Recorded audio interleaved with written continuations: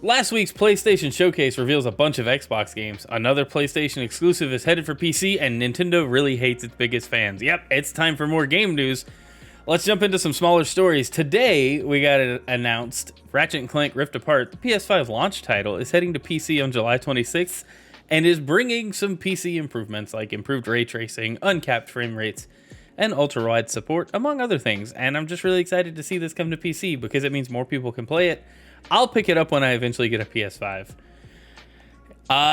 Next story, Pokemon Home. Version 3.0 is here, bringing support to the Pokemon Scarlet and Violet games. We talked about it last week, how they announced the release date of the update a little too early, and then now it came out. So it's now available, I believe, globally. It may not be totally global, but it's available. People are talking about being able to import all of their things from Sword and Shield and older, which is really cool. You can also bring in stuff from Pokemon Legends Arceus and Diamond and Pearl. So cool if that's, what you're into. I think some of the competitive stuff has limitations on using Pokemon imported from Pokemon Home, but I don't know all the details of that because that doesn't pertain to me specifically. Ooh, excuse me. All right. Well, let's get to the big stories. Last week, we had a PlayStation Showcase, lots of multi-plat third-party titles. This being the big one, I think, for a lot of people, Metal Gear Solid Delta, which is a Metal Gear Solid 3 Snake Eater remake. A lot of people are looking forward to this. I thought the trailer was legit. It looks fantastic, but it's multi-platform. It's not a PlayStation exclusive. It's been confirmed for Xbox and PC, I believe. My favorite announcement from that PlayStation showcase was Assassin's Creed Mirage.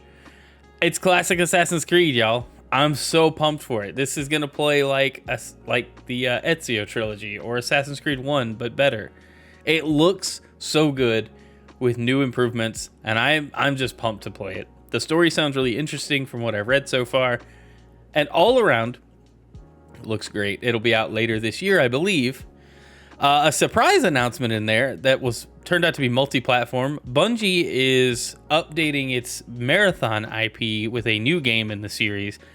Thought to be some sort of remake. It is not. It's a PvP extraction shooter game.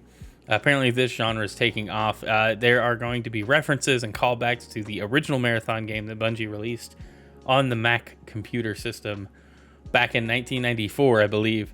And this game looks cool. The art style looks very interesting. I was hoping it was like a remake with an updated visual styling. But no, it is a whole new game in the Marathon IP series. Looks cool. I think the biggest part of the showcase is coming up. We've got a few other announcements. Like, they showed some VR, but nobody really cared about it. Most of the VR announcements, I think, were just updates for existing games anyway. I don't remember a whole lot of new stuff. There were a lot of other games shown. I'm just picking out like the biggest things that I liked from it. But the biggest thing was the Spider-Man 2 gameplay reveal, and it just goes to show that I need a PlayStation 5 now. I really want one. For this game, I'd like to play God of War and a bunch of the other exclusives. I've been putting it off, but I think this is the year. This is the year we get a PlayStation. Spider-Man 2 looks fantastic. Visually, the graphics look really good. The story seems awesome. The gameplay looked awesome. I think my favorite part was being able to switch between Peter Parker and Miles Morales, Spider-Man. I just think it's going to be a fun way to tell the story. We've also got a closer look at some of the villains: Kraven the Hunter, Killer Croc, Venom. Obviously, we got Black Suit Spider-Man just taking that up. The Venom was a reveal when the game was announced, right? We just now have more about the main story. It's looking good.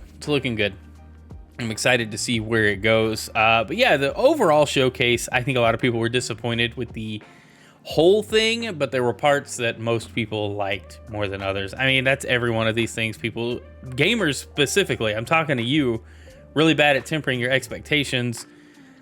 What did you expect? It was just going to be a bunch of game announcements. It wasn't exactly what you wanted. Oh, well, you knew Spider-Man was going to show up because it's coming out this year. All these other games I was surprised by, but that's because I can appreciate things as they happen, and I don't get my expectations put on a. Anyway, I'm not going to go down that route. That's a little rude. All right, and our last big story is the Dolphin emulator, the highly revered Wii and GameCube emulator, was coming to Steam, and that would have been awesome for Steam Deck owners and just people looking to install an emulator easily. Well, Nintendo issued a DMCA after the listing showed up, and it's a little disappointing. The technical reasons Nintendo issued it are pretty sound, just in the way that Wii and GameCube emulation happens. It is a gray area for some people. Not for Nintendo's lawyers, though, so Steam had to take it down. I think it's indefinitely just paused that there's a Steam version of Dolphin coming. But it's just another reminder that emulation is still very important, even though it is, like I said earlier, a legal gray area. It's a concern. How do we preserve old games when we're seeing more and more digital-only releases, and then if those get taken down, they're gone forever? Just look at the games on the Wii eShop. You can't get anymore. Or the Wii U, as I misspoke earlier. The Wii U, you can't buy games on it anymore, and they were digital. That's supposed to be like forever. What is the problem there? So yeah, kind of a weird move from Nintendo, but not at all surprising if you're familiar with Nintendo's legal history. They will take down anybody. But yeah, that'll do it. It's a pretty short episode this week. Thanks for hanging out. Is there any stories I missed from the last 7 days? Let me know down in the comments. If you're watching on YouTube, come over to Twitch. We're live weekday mornings, Sunday night, Tuesday night, and Friday afternoons, and we play a lot of games. Right now, it's a lot of Tears of the Kingdom, and there's a lot of shenanigans. You should check it out. But anyway, thanks for watching on YouTube. For watching on Twitch, let's get into some Zelda.